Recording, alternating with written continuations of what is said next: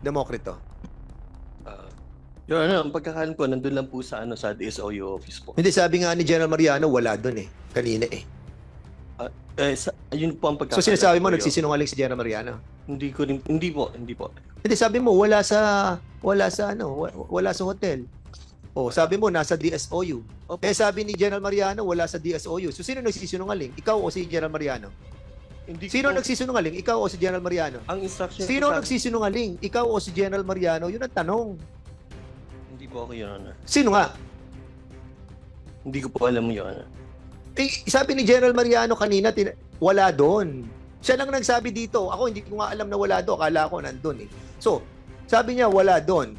So, sino nagsisinungaling? Ang instruction po sa akin, Your Honor, yung po ang Hindi yan. Hindi mo na. Pakisagot mo lang yung tanong. Sino nagsisinungaling? Ikaw o si General Mariano? Now, Mr. Chair, I would like to direct now my statement to General Mariano. General Mariano, I think you are a disgrace to the Philippine National Police, especially to the officers corps, especially to the high-ranking officers of what you did. Obvious po na nagsisinungaling ka. Obvious po na pinagtatakpan ka, pinipilit itong mga tao mo sa ilalim. Pag tinatanong sila kung kaninong kasalanan, ayaw kang ituro. Pare-pareho naman ho kayo mawawala sa serbisyo.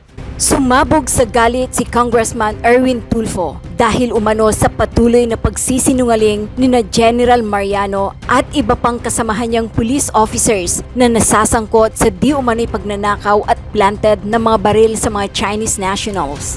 Napuno na at ipinakulong ni Erwin Tulfo ang mga police scalawags na nagmamatigas pa rin kahit sila ay bulilyaso na. Sa pagpapatuloy ng pag-iimbestiga sa alleged involvement of the officers and personnel of the Philippine National Police or PNP assigned at the Office of the Chief PNP, National Capital Region Police Office, and the District Special Operations Unit Southern Police District on the Commission on the Crimes of Unlawful Arrest, Arbitrary Detention, Robbery, Extortion, and Grave Coercion against 4 female Chinese nationals. Pinasight in contempt ni Congressman Erwin Tulfo si General Mariano at iba pang police officers. General Mariano, I think you are a disgrace from Philippine National Police, especially to the officers' corps, especially to the high-ranking officers of what you did. Obvious po na nagsisinungaling ka. Obvious po na pinagtatakpan ka. Pinipilit itong mga tao mo sa ilalim at tinatanong sila kung kaninong kasalanan. Ayaw pa ituro. Pare-pareho naman kayong mawawala sa serbisyo. You guys are all lying. Mr. Chairman, I hate to say this. Parang binabastos itong committee mo. Sir, let us cite these people in contempt. I suggest isama na ho ito. Simula kay General Mariano at iba pang officers para magkaroon sila ng party mamayang gabi hanggang ma-realize nila na nagsisinungaling sila because walang patutunguhan this investigation. Not going anywhere because they are really lying. May mga testigo tayo pero ayaw pa rin magsalita. So if you would, Mr. Chair, I would like to cite in contempt these other officers kasama si General Mariano. I hate to say this, but we don't have a choice, Mr. Chair. Parang binabastos ang committee mo. Pinaglalaroan, pinagtatawanan. Akala siguro mga batang paslit tayo dito sa Congress. So we have to teach them a lesson, Mr. Chair. Ani Congressman Erwin Tulfo. Ating panoorin ang buong video. So now, what made you think that it would be right to just report the 4.6 and not the total amount? It was a collaboration with the consultation with the investigators on how we gonna report a certain amount of money since our operation is just for firearms. Then we cannot justify it. You cannot justify finding other amounts of money? And how to relate that on the main How case. are you? What makes it different from the 4.6 million? 4.6 it was I was told that the 4.6 million, Mr. Chair, was together with the firearms. It was to discover together with the firearms. Mr. But it's Chair. in the same room, Yes, Mr. Chair. same unit. It was in the vault, Mr. Chair. It was in the vault. Yes, Mr. Chair. Now, okay, I have a question also for Mr. Michael Nobesio. You said that you were asked to be the deponent in the application for the search warrant. Yes po, Your Honor. Okay. Now, tinanong ka ba ng judge ng probing questions before issuing the search warrant?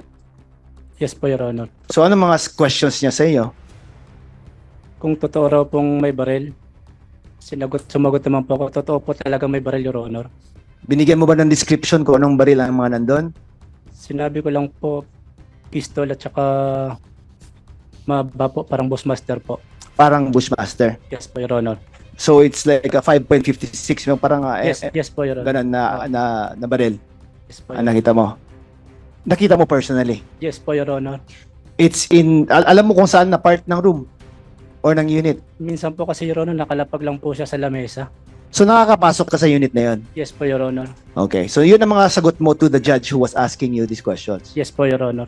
Okay. Now, Major Kiana, Yes po, Your Honor. when Michael surrendered the firearm that he had to you, no? What did you do with it? Your Honor, wala po siyang sino-surrender sa akin, Your Honor. At nasa court na rin po yan, Your Honor. Sa court ko na lang po sasagutin, Your Sa Honor. court mo Pasensya nila na po. sasagutin. Opo, pasensya na po, Your Honor. Okay, I understand. Now, General Nartates, I'll just ask you these questions. No? Kasi kanina, Colonel Guevara and General Mariano gave conflicting answers. And when I asked them, that's why I felt so insulted about it because I was the one asking the questions, Mr. Chair. And I really felt na parang iba in the last hearing. So, I feel it was pretty much established that they talked to each other at around 10 o'clock in the morning.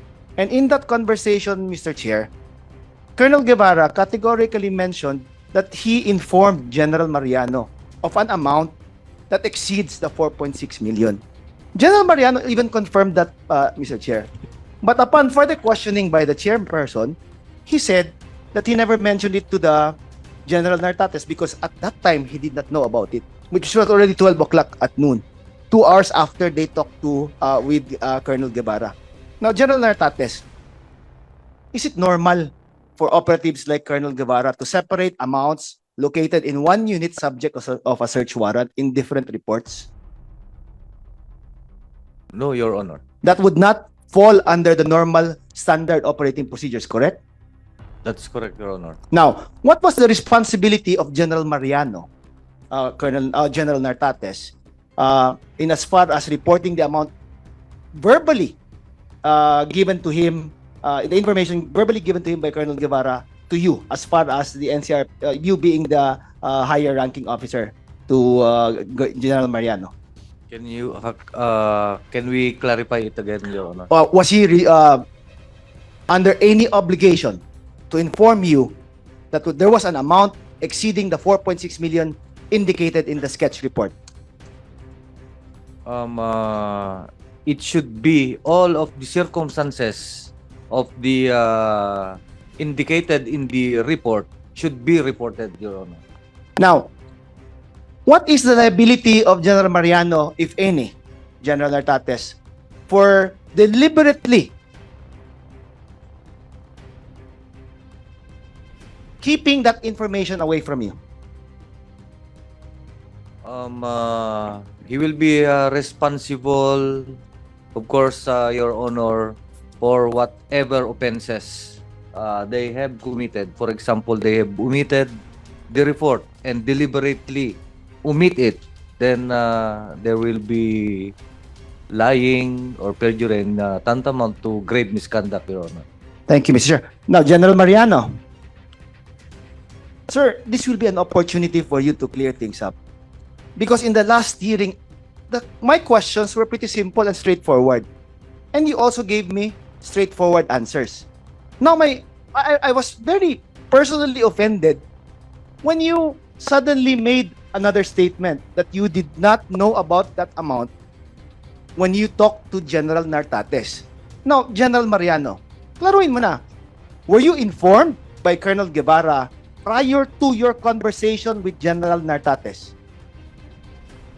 He informed only, Mr. Chair, of the recovered money. Wala pong pera po na kung magkano po yung pera. Walang figures. Wala po, Mr. Chair.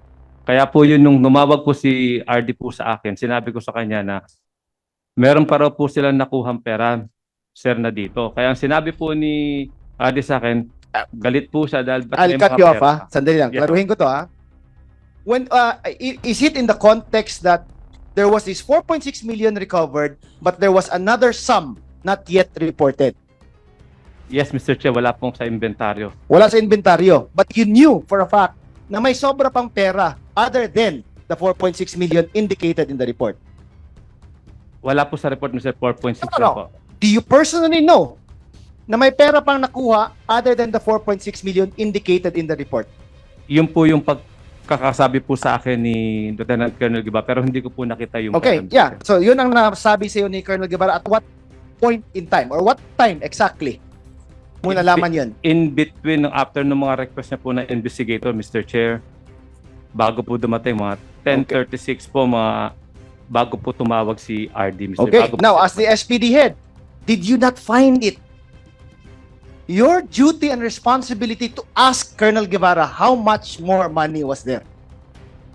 Hindi po naman po niya, tinanong ko po, Mr. Chair, pero hindi po niya sinasabi lahat kung magkano ang pera. Did you not ask him why would he not tell you the exact amount? Yun po yung hindi ko rin alam sa kanya, Mr. Chair. Sinabi ko po sa kanya. Pa si Colonel Guevara, bakit hindi mo sabihin sa akin ang exact amount? Yes, Mr. Chair. And what was his answer? Wala po, sir. Hindi po siya nagsasabit ng mga report, Mr. Chair. So okay lang sa'yo yan? Colonel lang tapos hindi ka sasagutin clearly kung sa questions mo? Does that happen? Despite my repeated demands, Mr. Chair, ayaw pa rin talaga niya, Mr. And Chair. what did you do as his superior officer? When a lower ranked officer refuses to answer you, what did you do? You just let it go? No, Mr. Chair. What did you do to him? Kaya pinagmingi po ako ng tulong dun sa, baka lang po talagang walang gumagawa ng report because that is Saturday, Sunday, Mr. Chair. Kasi wala po yung mga tao niya, Mr. Chair. Lang po kausap ko. To believe na Colonel Busita has been explaining that lower ranked officers only say yes, sir. Diba? Now here you are, categorically asking Colonel Guevara kung magkano pa yung extra amount na nakuha nila, and you're now saying that he is refusing to answer you and that you did nothing because despite his refusal to answer your direct questions. Yes, Mr. Chair. Wasn't he like supposedly committing a crime in your presence, not informing you of the amount? Yes, Mr. Chair. Did you not have him arrested for that? Hindi ko po naisip yun, Mr. Did you Chair. not order his immediate detention and or like confinement in your quarters? No, Mr. Chair. Because, Why, General Mariano? Because ongoing po yung kanilang pag-iimbestiga, Mr. Chair. No? Because with all this, Mr. General Mariano, you're parang it's impossible to believe kasi na wala kang gawin given the circumstances. And if wala kang ginawa, na supposedly being the highest ranking officer in that particular room, you could have forced him, compelled him, or ordered his detention ba or confinement to your quarters until he tells you the exact amount. Shouldn't that have been the proper course of action to take, General Mariano? Yes, Mr. Chair. And why did you not do it? Naging masyado akong mamadag, kaya nga po, sir, humingi pa ako ng tulong kay Colonel Cabradilla. Ask her help from a lower ranking officer. Ikaw, general ka? Hindi ba nakakahiya? Just to facilitate lang po, Mr. Chair, yung kanyang mga report na mag-submit kagad, Mr. Chair. Why would Colonel Guevara be more truthful to Colonel Cabradillo and not to you? Why would you think that? Hindi ko po alam, Mr. Chair. Evan, may request General Mariano to pakitanggal lang po ng Nas. Thank you. Colonel Guevara, Yes, Mr. Chair. will you confirm all the statements made by General Mariano that that was the truth on what transpired in that meeting with you? No, Mr. Chair. Okay. Colonel Guevara, I'll give you a chance. Tell us what happened in that meeting and what was the conversation about. Right after the arrival of, right after the operation of Mr. Chair, I was directly draft off in the quarters of District Director Mr. Chair, and I waited there on his arrival. While waiting, Mr. Chair, I take a nap on the specific quarters of his AD camp, as mentioned earlier. Then during his arrival, we already had a conversation, Mr. Chair. in which I revealed So anong nangyari? You told him what happened. yes, Mr. Chair. General, we found 4.6 million and we also found an X amount of money. Yes, Mr. Chair. X amount or 27 million sinabi mo? Yes, Mr. Chair. 27 million sinabi Yes, mo? Mr. Chair. Okay, so sinabi mo, General, what will we do with this 27 million? Is that correct? Yes, Mr. Chair. So what did he say? Mag-stick lang tayo dun sa report, then tingnan natin kung anong gagawin natin dyan sa... Anong reason na binigay niya? Did you not ask him, General, baka ako maipit niyan? Ako yung nag-head ng operations, bakit natin hindi ilabas to sa report natin na may nakita pa kaming 27 million? Hindi mo sinabi yan? I can't afford to do that, Mr. Chair. Why? Because he's my upper class, Mr. Chair. So even if you knew that it was gonna be wrong and that ikaw yung maiipit niyan, you did not say anything, Colonel Guevara? Hindi na po, sir. No, hindi na po ako nagtanong after. Hindi ka na nagtanong. So did you na, alam mo ba ang reason? What possible reason would a general have telling you or directing you not to include in your report a bigger amount of money that was located in the place where you conducted the search? Kaya maging, Mr. Chair. Anong possible reason na hindi niya ipapasama sa report mo yung 27 million, which is the bigger amount than that was which was indicated in your initial report? I have just no idea, Mr. Chair. You have no idea. And again, because you were a lower ranking officer, you did not ask it prudent to ask your general, maiipit ako nito, bakit hindi natin isasama? I only asked that, Mr. Chair, on the following day since it was already late reporting na sabi ko, sir, bakit magle-late reporting tayo? It's supposed to be ginawa na natin to on the onset. In all your trainings, are you a graduate of the PNPA ba? O ano? Yes, Mr. Chair. In all your trainings ba, did it ever, or did the Napolcom ba, or whoever does your training ba, tell you ba na the procedure should be, let's wait and see muna what the general says before we report things that we find in a search warrant? Not particular, Mr. Chair, but there are unwritten tradition that There is what? An unwritten tradition that you have to follow your superior, Mr. to Chair. follow your superiors even if that order is questionable. Yes, Mr. Chair. Even if that order is ordering to a criminal order, an illegal order, At some point, Mr. Chair. at some point, Not all the time. Not in my particular case, Mr. Chair. but in that particular instance, did you not find it illegal for the general to order you not to include that in the report? I was not hindi ko po naisip on that day, Mr. Chair. Hindi mo naisip. How many times have you executed a search warrant, Colonel Guevara? Sir, Ilang beses ka na nakapag-enforce ng search warrant? it was my second time. Second pa lang. In the first time that you enforced the search warrant, did you include everything that you found in the report? Yes, Mr. Chair. Because that is the standard operating procedure, correct? Yes, Mr. Chair. Now, why did you deviate in this particular instance?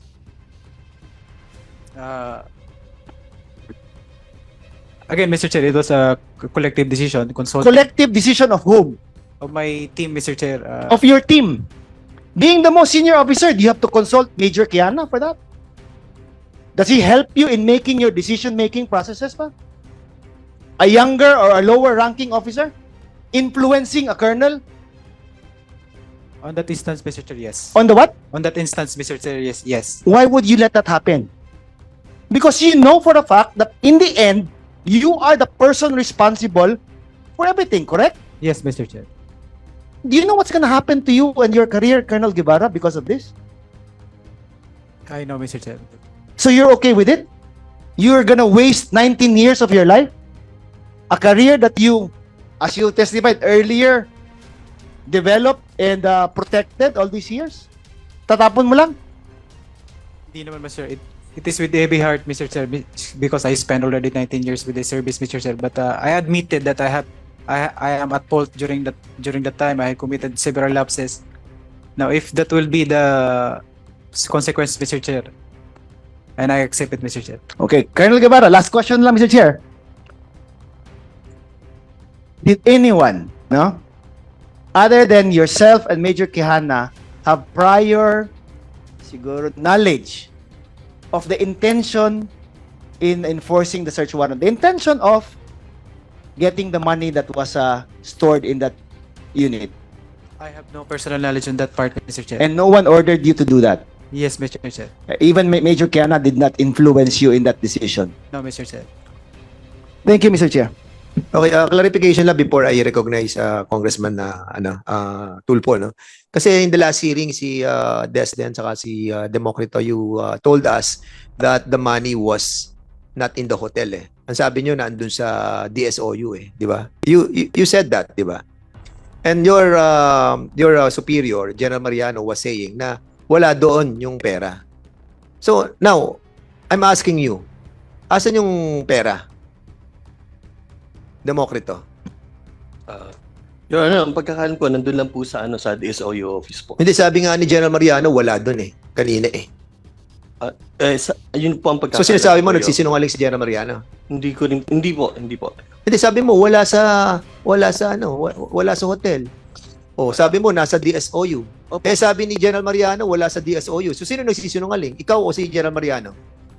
Sino nagsisinungaling? Ikaw o si General Mariano? Ang instruction Sino po sa nagsisinungaling? Ikaw o si General Mariano? Yun ang tanong. Hindi po ako, Your Honor. Sino nga? Hindi ko po alam, Your Honor. Eh, sabi ni General Mariano kanina, wala doon. Siya lang nagsabi dito. Ako hindi ko nga alam na wala doon. Akala ko nandun eh. So, sabi niya wala doon. So, sino nagsisinungaling? Ang instruction po sa akin, Your Honor, yung po ang Hindi sinunod po. hindi mo na. Pakisagot mo lang yung tanong. Sino nagsisinungaling? Ikaw o si General Mariano? Sa rango ko po, Your Honor, hindi ko po kayang direktahin ng ganun po yung ganyang kataas na official po, Your Honor. Pasensya na po. So, ikaw nagsisinungaling? No, Your Honor. Desden. So, wala yung, Yes, wala doon sa kay General Mariano, wala sa DSOU, wala sa SPD yung pera eh. Sabi nyo, nandun. I have no idea, Your Honor. Ganun din, nasasabihin Yes, mo. Your Honor. Pareho rin kayo ni Demokrito. Yes, Your Honor. Kailan binili ang Bolt? Colonel Guevara? I cannot remember the particular day, Mr. Chair, but Ikaw bumili, hindi mo alam kung kailan. yes, Sabi mo, Mr. Chair. 29,000 yun. Yes, Mr. Chair. I think that was Tuesday, Mr. Chair. On that day, if I may recall, Mr. Chair, that was Bakit mo binili yung Bolt para doon sa pera may paglalagyan? yes, Mr. Chair. Okay. So, kung wala pang Bolt, saan nilagay ang pera? That was I instructed them to put it in the investigation room. Eh, And sabi nga ni General Mariano, wala yung pera doon eh. andun po, Mr. Chair. Sino nagsisinungaling? I Ikaw o si General Mariano? I don't know, Mr. Chair. But my instruction was to put it in the investigation At ang room. sabi And ni it was General there. Mariano kanina, pati ang 4.6 wala doon sa It was there, Mr. Chair. Okay. So sino nga nagsisinungaling? I'm just stand on my own, Mr. Chair. I'm telling what I have, what's my personal knowledge to, but I cannot point finger kung sino nagsisinungaling, Mr. Chair. But I am speaking on myself, Mr. Chair, that it was there, Mr. Chair. Okay, we have given you the chance, Sinasabi Yes, Mr. na namin Chair. sa inyo, We have given you the chance. Now, the chair would like to recognize Congressman, Deputy Majority Leader Erwin Tulfo. Thank you, Mr. Chair. In reality, Mr. Chairman, I think all these people are lying to their teeth. Kahit napitpitin mo pa yung eyeballs ng mga ito, hindi aamin ito because they want to save their faces. But anyway, I just want to have one question before I will make my final statement, Mr. Chair. Okay, go ahead, I will Congressman. address this to Major General Nartates. Sir, ano po yung standard operating procedure ng chain of command? Like Colonel Guevara, alam niya na mali yung instruction ni General Mariano, who is his superior. What will he do next? Kung alam mo na mali yung instruction sa'yo na superior, will you go to the higher level, to the next ranking officer, a higher than General Mariano? Can you tell us, please? Can you enlighten us all here? Tama po yun, Your Honor. Kung merong utos na illegal or merong utos na in conflict with the certain policies or procedure, ay dapat magreklamo siya either sa superior officer niya, direct superior, or he can go up. No, Marami superior officer General Nartates is a superior officer niya, General Mariano, dahil andis sa DSOU, tama? So, meaning to say, mali yung instruction sa kanya ni General Mariano, pwede ba siyang dumiretso sa iyo o sa deputy mo, deputy head ng NCRPO or sa iyo mismo? Pwedeng dumirekto sa akin or sa mga kasamahan ko sa regional headquarters, Your Honor. Alam naman po ito, General Nartates, na lahat ng mga officers natin ng PNP, pagpasok po nila sa service, ito po yung tinuturo, yung chain of command. Tama po ba? Tama po yun, Your Honor. But in cases na ganito, na involved mismo ang iyong superior or direct commander, pwede kang pumunta sa level ng next level after your commander, Your Honor. Pwede ka rin hindi mo nasundin because alam mo na mali yung instruction. Tama po ba? You won't get in trouble if you don't follow that order. Tama po ba, General Nartates? Tama po yan, Your Honor. Now, Mr. Chair, I would like to direct now my statement to General Mariano. General Mariano, I think you are a disgrace to the Philippine National Police, especially to the officers corps, especially to the high-ranking officers of what you did. Obvious po na nagsisinungaling ka. Obvious po na pinagtatakpan ka, pinipilit nito mga tao mo sa ilalim. Pag tinatanong sila kung kaninong kasalanan, ayaw ka ituro. Pare-pareho naman ho kayo mawawala sa serbisyo. Natatawa na lang nga po itong mga senior officers na mga kasama niyo ho dati, si Colonel Busita, ngayon ay congressman, na si General Acop, na ngayon congressman na rin. You guys are all lying. Mr. Chairman, I hate to say this, parang binabastos ho itong committee mo. Kaya, if you would, Mr. Chair, and I don't know if our other congressmen here, our committee members, will agree with me. Sir, let us cite these people in contempt. Siguro nalulungkot yung 6 na nakakulong sa baba. Gusto siguro nilang magkaroon ng party sa baba. Why don't we, I suggest, isama na ho ito simula kay General Mariano at iba pa mga officers para magkaroon sila ng party mamayang gabi. Mag-party-party sila doon hanggang sa ma-realize nila nagsisinungaling sila because walang patutunguhan. This investigation is not going anywhere because they're really lying. May mga testigo na ho tayo, ayaw pa rin magsalita. So, if you would, Mr. Chair, I would like to cite in contempt these other officers kasama si General Mariano. I hate to say this, but we don't have a choice, Mr. Chair, para binabastos ang committee mo, pinaglalaruan, pinagtatatawanan, akala siguro mga batang paslit tayo dito sa Congress. So, we have to teach them a lesson, Mr. Chair. Okay. Is that a motion, Mr. Yes, Mr. Chair, that's my motion. Okay, okay, before we act on the motion, 1 minute suspension. Mag-subscribe at i-click ang notification bell para sa mga susunod na video updates. Maraming salamat po.